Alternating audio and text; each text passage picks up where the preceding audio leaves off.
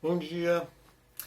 Estou chegando ao final das minhas reflexões baseadas no Evangelho segundo Lucas, na Bíblia, Novo Testamento.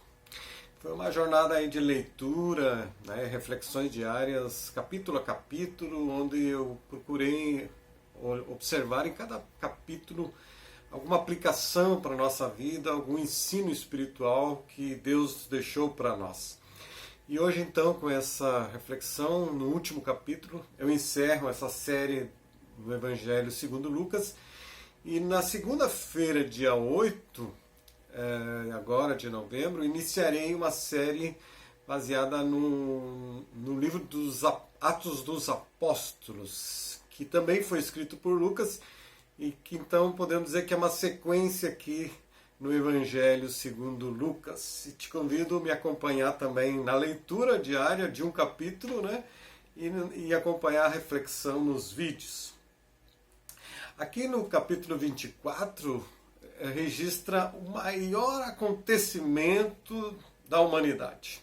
Maior evento que já aconteceu, porque é a ressurreição de Jesus Cristo que muda a história, que muda as nossas vidas, que muda o propósito de existência, que muda a perspectiva de viver, e de morrer, muda totalmente a perspectiva, porque vimos durante o Evangelho de Lucas registrado o nascimento de Jesus, o nosso Salvador, os seus ensinos, a sua vida, a sua prisão, morte e agora a sua ressurreição, que nos dá esperança, nos dá a convicção de que nós também um dia iremos ressuscitar. Lucas aqui 24 e os outros evangelhos vão registrar esse acontecimento, Vemos que depois do sábado as mulheres então se dirigem, que elas tinham chorado diante da cruz, e agora passou o sábado, então no domingo elas se dirigem à sepultura, conforme o capítulo 23. Elas estavam lá chorando e agora elas se dirigem para a sepultura, O Evangelho de Marcos, um outro evangelho, narra que elas estavam preocupadas, estavam indo à sepultura e preocupadas como fariam para abrir a sepultura, E quando chegaram lá descobriram que a sepultura já estava aberta, não somente aberta, mas ela estava vazia. O corpo de Jesus não estava lá.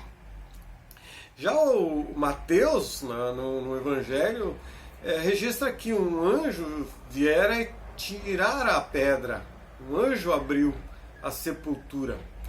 Então aqui em Lucas, no capítulo 24, registra que o anjo disse às mulheres que foram ao sepulcro, dizendo: por que vocês estão procurando entre os mortos aquele que vive? Ele não está aqui, ressuscitou. Essa é a maior notícia, a melhor notícia, a notícia mais aguardada, que nos dá esperança de vida após a morte. Porque Jesus ressuscitou, eu também vou ressuscitar. Então esse é um acontecimento, que nos enche de alegria, de entusiasmo, de paz, de esperança, porque a ressurreição de Jesus libertou o homem do maior inimigo, que é a morte e o medo da morte. Acredito que a maioria das pessoas, não tem uma estatística sobre isso, mas acredito que a maioria das pessoas sentem o medo da possibilidade da morte. Se a pessoa soubesse, agora de tarde você vai morrer, hoje de noite, ou enfim, amanhã, as pessoas ficariam amedrontadas se elas soubessem o dia e a hora, Algumas ficariam apavoradas, desesperadas. Então, não saber o dia da morte é um alívio, É uma proteção emocional para nós.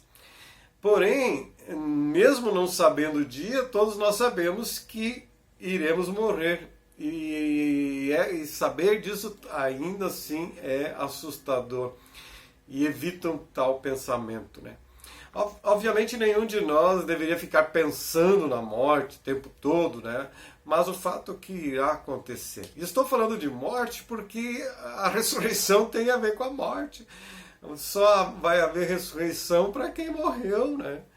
O que o anjo anunciou às mulheres que foram ao sepulcro para honrar a Jesus mudou a história. E eu repito o que o anjo disse: porque vocês estão procurando entre os mortos aquele que vive?